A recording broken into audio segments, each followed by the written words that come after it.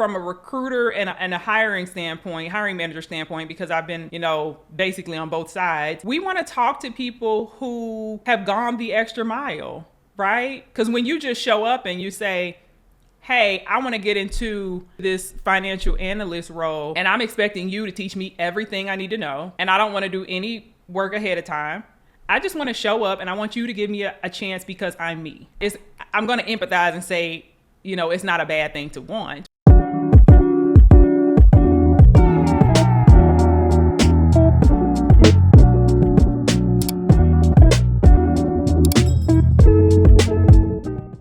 I put a poll out on LinkedIn, and the poll was the most difficult point or the hardest part about the job search process.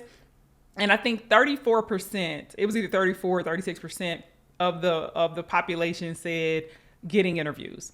Like I'm on LinkedIn, I'm scrolling, I'm networking, I'm liking posts, commenting on posts, applying for jobs. I'm doing all these things. I am still not getting interviews. And so I wanted to devote today to this topic. And if you have some questions specific to getting interviews, or you're stuck in a particular place that you want me to address today, feel free to pop that in the chat as well. Let's go ahead and get to these 3 ways that will help you get more interviews. So the first way, and first thing you need to do to get more interviews, is to be very, very clear about your target. Because what I have found in the last week, a lot of people have called themselves, job seekers, and they're telling themselves that they're having difficulty getting interviews. But what's really going on, like deep down, is that, because when I ask, well, what are you going for? A lot of the time the answer is, I'm not really sure. And so if you're not sure, what you're going after, you can almost guarantee that the person who has the ability to give you an interview, that they're not going to be sure whether they should give you the interview, right? So, like energy meets like energy. So if you come into a scenario and you're like, I'm not really sure, I don't know, the person on the other side of the wall, they're saying the same thing. I'm not really sure, I don't know. And that's why confidence is so important. But just a brief, quick story is that I went and got my MBA, and I did that not for the sole reason, but partly because I wanted to pivot into marketing. And it was a disaster. And it was a disaster because I made the mistake that I'm telling you guys not to do anymore. All I knew was that I wanted to get into marketing. I was so vague, right? I didn't have a clear target. I didn't know exactly, now I know you can do product marketing, you can do content marketing, you can do email marketing. Like, what are you talking about, right? You want to get into marketing. If you, approach, I speak a lot about doing networking, right? So if you approach somebody to do an informational interview, or you approach a recruiter, you can't say, I want to get into marketing, right? You got to have a clear, very, very clear target. And I kind of, it kind of makes me think of like, when you get in your car and you're putting an address into your Google Maps, and you're like, hey, Google, I want to go to Target, right? It's specific enough for Google to give you a list of targets, but until you select one of those locations from the list, we're just sitting here, right? We're going nowhere. I'm not driving the car because I'm waiting on Google to tell me where to go. Google can't tell me where to go because I haven't selected which location I want to go to. So that's, I want you guys to think about that, in the back of your mind. Some of you guys said you want to go for, some of the roles you want to go for. Make sure you have that level of specificity, like be very clear on your target. And I had so many people that had this scenario that I'm thinking about doing a workshop that will help people get clear on their target and where they want to go. And if you so happen to be interested in that, have that scenario, drop workshop in the chat. I really want to see who would be interested in something like that, because I think a lot of people are internalizing that they're not able to get interviews when they don't realize there are 2 or 3 steps before you try to get an interview that they have not done. And I want to help, walk people through that. So let me know if you guys are interested in that. But the second way that you can get more interviews is to learn as much as you can about the role. A lot of people are saying they want to get into certain roles for whatever reason. It looks cool, job stability, high pay, whatever reason. You're saying you want to get into it. And I think, back in the day, probably back when I was looking for jobs, you could just say, I want to get into electrical engineering, and somebody would give you a chance. But that is simply not the way things work anymore, right? People don't give people chances, and people want you to know basically what the job is, right?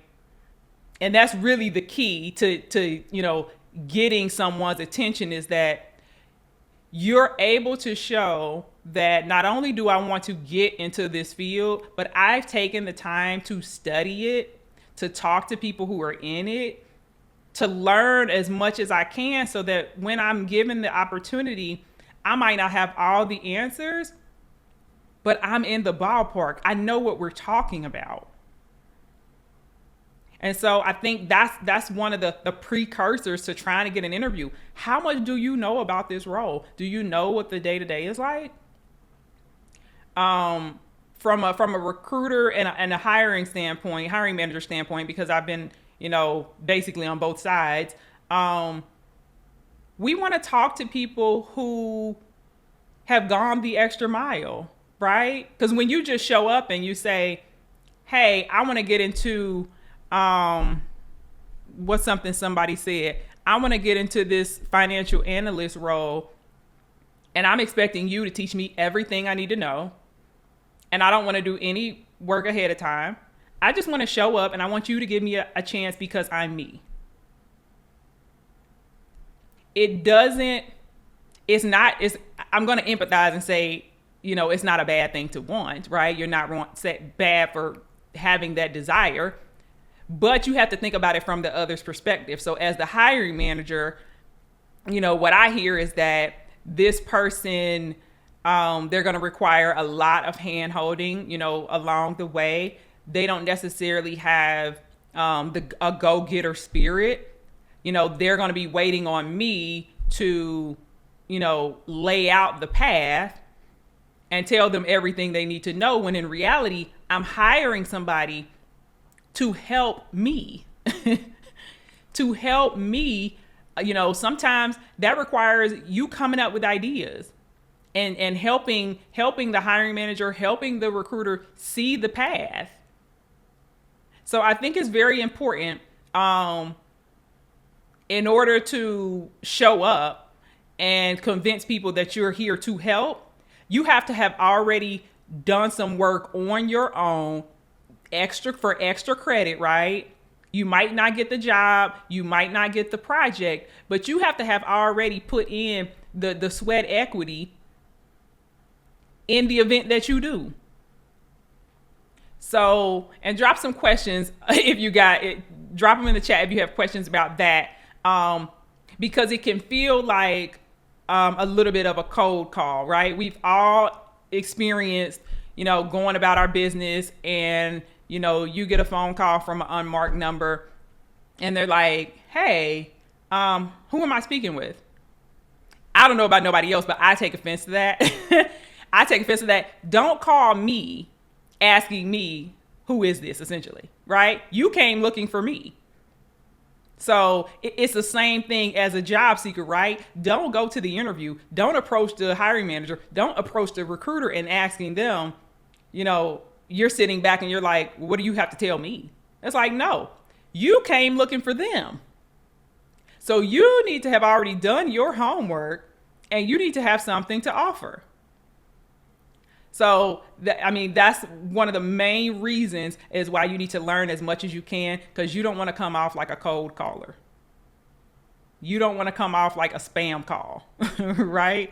Because the difference between a spam call and when, somebody's really good at what they do, they call you, they've already researched who you are, where you live, what's important. They say, hey, Gerrie, I realized that you and I share the same blah, blah, blah. And I was wondering if you'd like to hear about something, even if I'm not really interested, but they got my attention and now I'm listening because they at least took the extra step to, show up as if they, were interested in me and had already done some homework.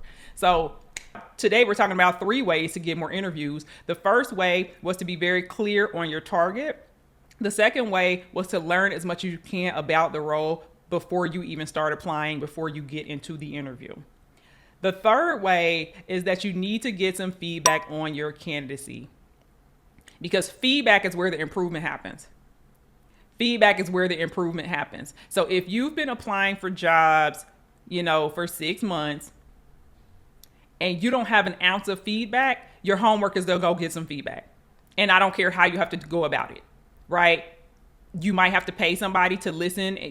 Can you do a mock interview with me so that you can hear my answers, so that you can, see how I'm approaching people? Can you review my resume so you can see, does it even say what I think it should say?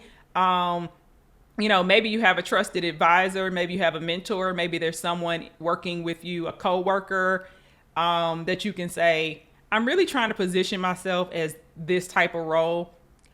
Can I just kind of run by you what why I think I'm positioned and what my transferable skills are to see what you think? Get out of your heads. You have to get out of your head. And most people don't want to get out of their heads. Why? Because it's scary. It's scary. You have to put yourself out there. You have to possibly be wrong. And you have to think about anybody who has done anything really great. They put themselves out there a lot of times. They failed a lot of times. Put yourself out there and don't be afraid to not hear what you want to hear. Right? It might not be, oh, you're great. And actually, if you get some feedback from somebody and they say, oh, you're great, you actually need to press them for better feedback, because you can't improve. You can't take that and improve. Right? I'm preaching to you guys about, establishing your brand and, knowing how you add value. And I still have people, I have my family and friends after I go live, sometimes I'll say, can somebody watch my live for me? Give me 3 areas where I can improve. It doesn't matter if the live was great. If the live was great, there was somewhere where it's like, oh, maybe you could explain that better. Or I didn't really understand what you meant by, or maybe you didn't engage with the audience enough. There's always somewhere that we can improve. And your job, if you're not, if you don't think things are going according to plan, I want you to back up and relax a little from, forcing, trying to force the thing to happen. And I want you to back up and say, where can I get some feedback? How can I get outside of my head and outside of myself? And how can I get somebody else's perspective? And you might need a couple of them, to compare. And the other example of that is, we've all had jobs. Why does everybody hate the year-end performance review? They hate it because they have no idea what to expect. They have no idea what to expect because sometimes, and this is like, I hate this as a manager. I hate this, but it happens. Some people go all year with no feedback. You go all year with no feedback, and then you sit in front of your manager and they say, they give you a meets expectations is like, you did okay. But if you get below a meets expectations, it's like, well, how was I supposed to improve that if I never got any feedback? And so that's actually a 2-way street, right? If you as an employee, if you're not getting consistent feedback from your manager and you get to the end of the year and you don't like the performance rating and you don't like, the valuation of your raise and your bonus or what have you, you are partly responsible for that. because just because things are going, steady state, they're going, that doesn't mean there's nowhere that you can improve. And I want everybody, everybody in my community to get, fully comfortable consistently asking for feedback, consistently looking for areas to improve. And when you're going at your job search alone, you only have your own expertise at your disposal. And so I think we can all do a better job there. So those are my 3 tips. Those are my 3 ways to get more interviews. 1, be very clear on your target. 2, learn as much as you can about the role. 3, get feedback on your candidacy. We got a few questions here. We have a few questions here. Before I get into the questions, I do want to drop the homework. So we planted our seeds when we first started today. Today is live. The homework is, I want you guys to drop in the comments, what is one thing that you're going to do, that you're committed to doing, that will help you get more interviews? And it can be something that I've said. It can be something that you need to do. What is one thing you are committed to doing?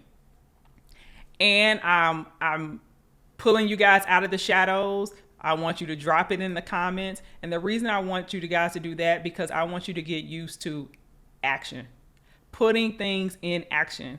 And you know what they say, if you write it down, I think you're 90% more likely to actually do it. Because it's one thing to come to my live and get good information, but I want you guys to take something actionable away, and I want you to launch an action. I want you to go do things. I have this, posted up on my wall, and it says, doing is sexy. Doing is sexy, right? People that we look up to, people that are doing their thing, people that, we're impressed by, we're impressed because they're doing. They're in action. Oh, she came out with this. Oh, she did that.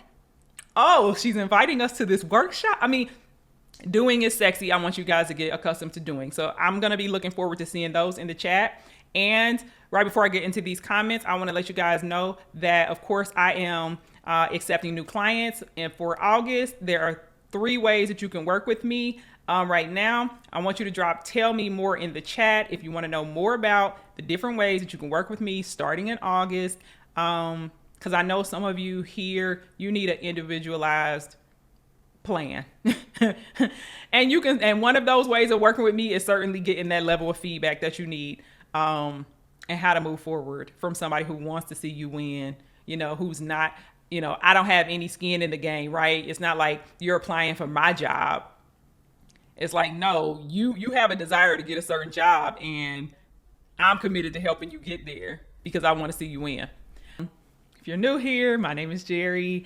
I help aspiring and current STEM professionals pivot into new jobs, new careers without certifications, without new degrees, and without applying for endless jobs online. We are over in my corner of the internet. We are getting off the application hamster wheel. So that is who I serve, and a little bit about me.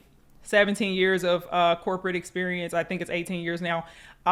Started as an engineer, moved around a bunch, did project management, became an engineering manager, switched over to software engineering, and now I'm a career coach.